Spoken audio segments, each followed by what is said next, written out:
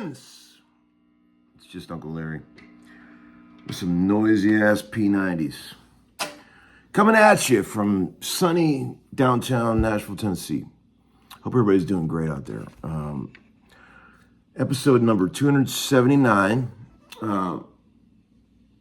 Thanks for all the super kind comments about the video with my sweet little boy playing the organ. He likes that old Hammond. He gets in there and cranks that thing on. You can always hear it winding up in there when I'm in here making spaghetti. Dad's spaghetti. And then the unmistakable sound of the B3 coming on. It's great. But, man, I just wanted to check in real quick. Got a few VCB things and maybe a few other things to talk about. And a little guitar shootout that you might get a kick out of. Remember the old Firebird? This is like a mid-60s Gibson non-reverse.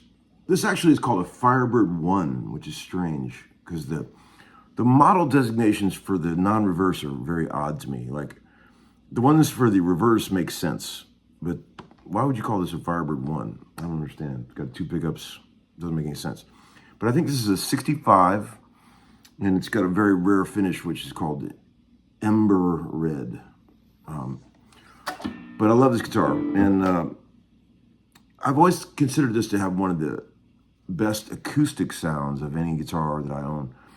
So, of any electric guitar that I own. So what I thought I would do tonight, for your amusement, would be to compare acoustic sounds of 3 different guitars, just so we can get a feel. And one of them being the new Gibson Theodore. But we'll get to that in a minute. First, I want to say a couple things. Thanks for all the kind comments about how you guys are getting a kick out of the clickbait madness. Man, that clickbait shit is real. I mean, I've always known that it was, but it's amazing how effective it really is. I mean, that silly video with me holding my head in my face, in my hands like that, it got 40,000 views in the first 24 hours. That's 10,000 more views than any other video that I've put up. The next, in the last, several months. But the next one from that is the one I did with Joey Landreth, where we were both playing guitars. That was only 30,000, and it took weeks to get to that point. So as silly as all that clickbait shit is, it is definitely real. I mean, experienced YouTubers have always told me that, and I've always known it, but I think it's just hilarious, to be honest. I guess I fall for it too, when I'm scrolling around on YouTube, and what always frustrates me is that, like, I look at a lot of non-music videos. Like, I'll look at stuff like, crazy, like, world's greatest mega structures and modern marvels of engineering. I love stuff like that, and like they'll show some crazy picture of some guy doing something completely ludicrous, but then you watch the whole video and that thing is never even in there. It should be illegal, shouldn't it? That's false advertising, isn't it? And I thought, well, hell, if they can all do it, so can Larry, right?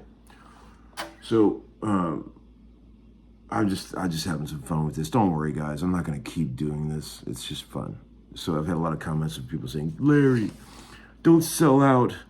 Don't be like all the other YouTubers, you got real talent and all that. I appreciate that, guys. I'm not going to, don't worry. I've done 800 videos the old fashioned way. I'm not going to sell out people. Don't worry.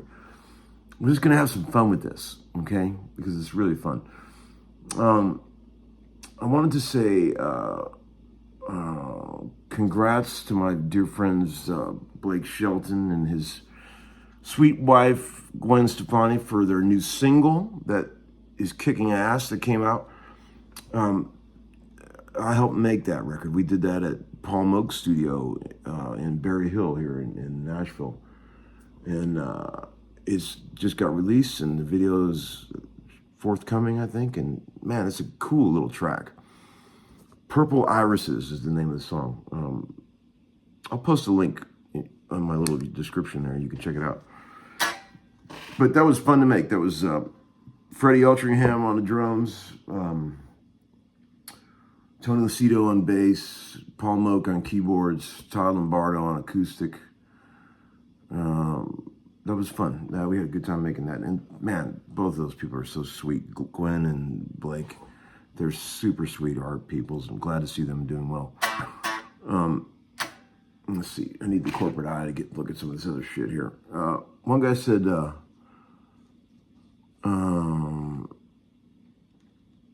I can't even read my own writing. Jesus, that's pitiful. I should have been a doctor. Man, I've been selling piles of guitars lately. Holy shit. Man, I have sold a ton of stuff lately. I sold 4 decent money guitars in the last couple days. And I swear to God, I get just as much joy out of selling guitars as I do buying them. I just like to keep, as you guys know, I like to keep the wheel turning, man. I get them in, play them for a while, learn about them, and then send them along. Keep the ones that I really like this one, you know, that's just fun to me. I would rather do that than just hoard a bunch of guitars that I'll never sell. That just seems so boring to me, you know. Keep the ones that really mean something to you, and have fun with the rest, you know.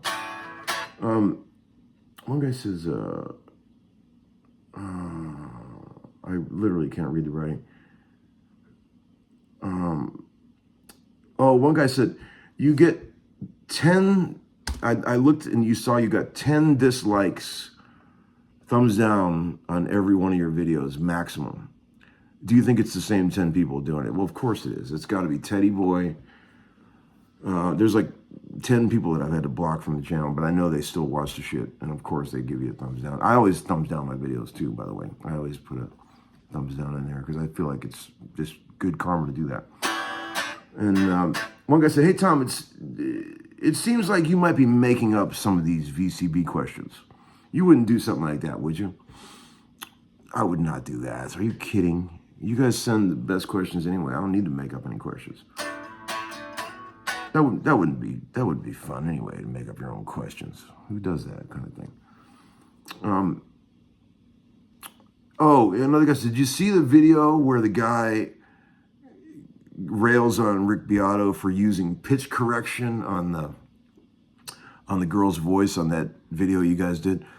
Yes, I did see that, and it's just pitiful. I mean, it's hilarious to me. It's like they're acting like, what really makes me laugh is the comments. Like, people are acting like, oh, Rick, how could you do that? Believe me, people, everybody uses pitch correction. She's a great singer. They could have kept her vocal without the pitch correction, but what usually happens is a really good singer will do a really good pass or two, and then instead of beating them up and making them do a million takes of it, they'll just take one of those comps and just touch up a couple little things that could have been a little better. I mean, it's not like the girl can't sing. I mean, I was there. Her vocal sounded amazing. And they're all acting like Rick is like creating some kind of sacrilege for tuning the vocals. Everybody tunes the vocals. And I got news for you. All your classic rock artists that you guys all worship would have also tuned their vocals if they could have. It's just, it's not like, it's not the sign of a bad singer.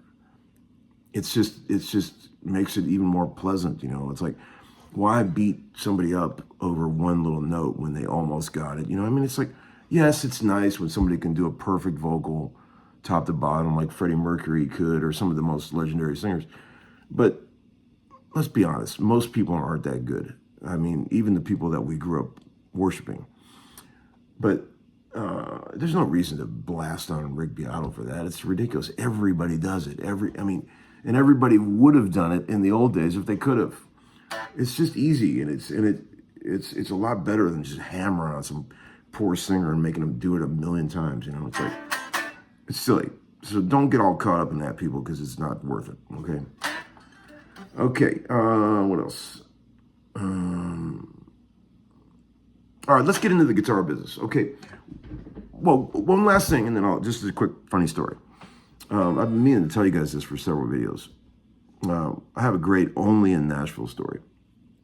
There's a lot of things that happen in the course of in the course of a week around here that you think to yourself, wow, only in Nashville. Me and Ebo always joke about that. And here's a good one.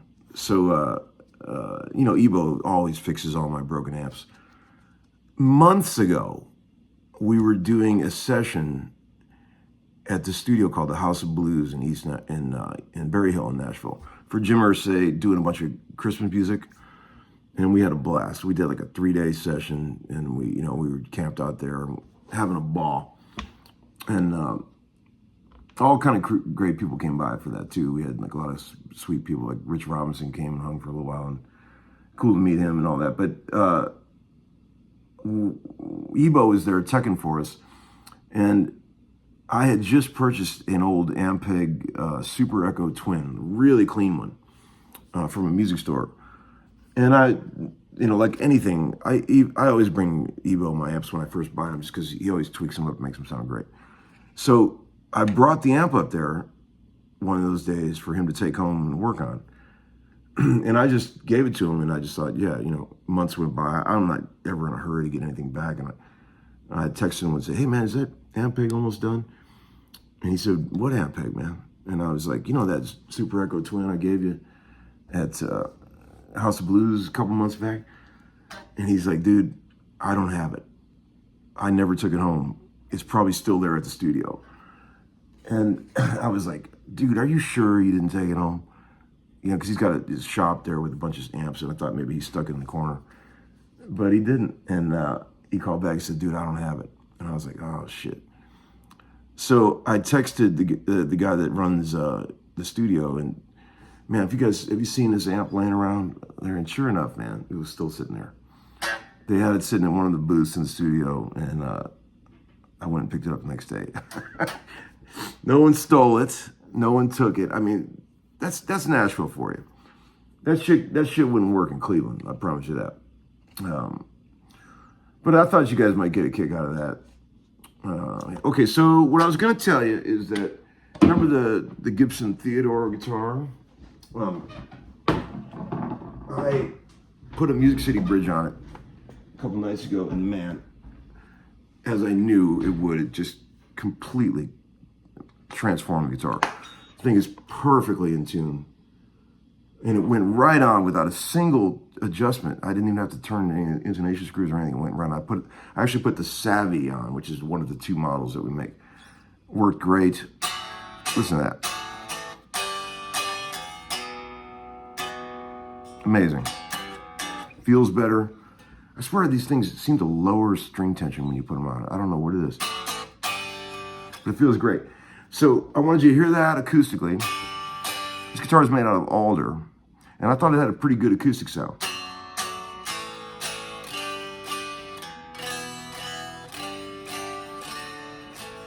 Pretty banging. So here is the Firebird I was just playing, which I always thought had a beautiful acoustic sound.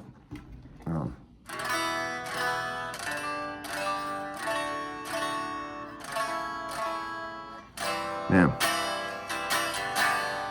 special. And then here's another one that I thought had really great acoustic qualities, that 63 Firebird 1 that I got a while back. You guys remember this? Listen to this thing.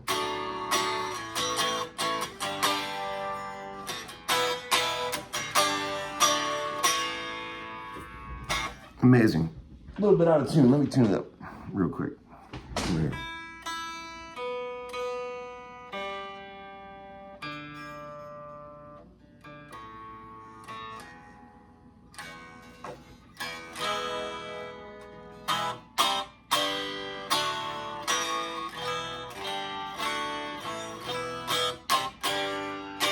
And that also has a Music City bridge. So there's that, and then here's the Theodore plugged in. I'm not crazy about these P90s, to be honest. You guys tell me what you think. Here it is. First, they're a little noisier than the old school P90s. I love the way this guitar plays and everything, but tell me what you think about these pickups. Here's the bridge.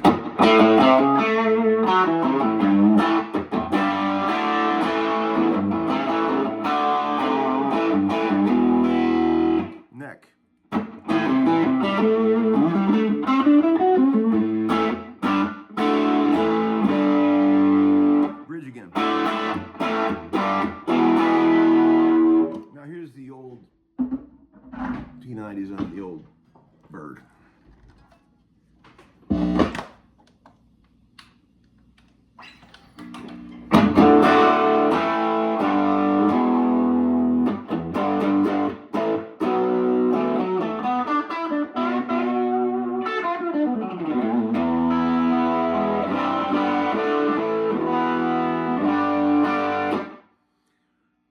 beat that, folks. All right, that's it for tonight. 20 minutes. It'll take me forever to upload this. Take care, folks. I'll see you again real soon. Uncle Larry over and out.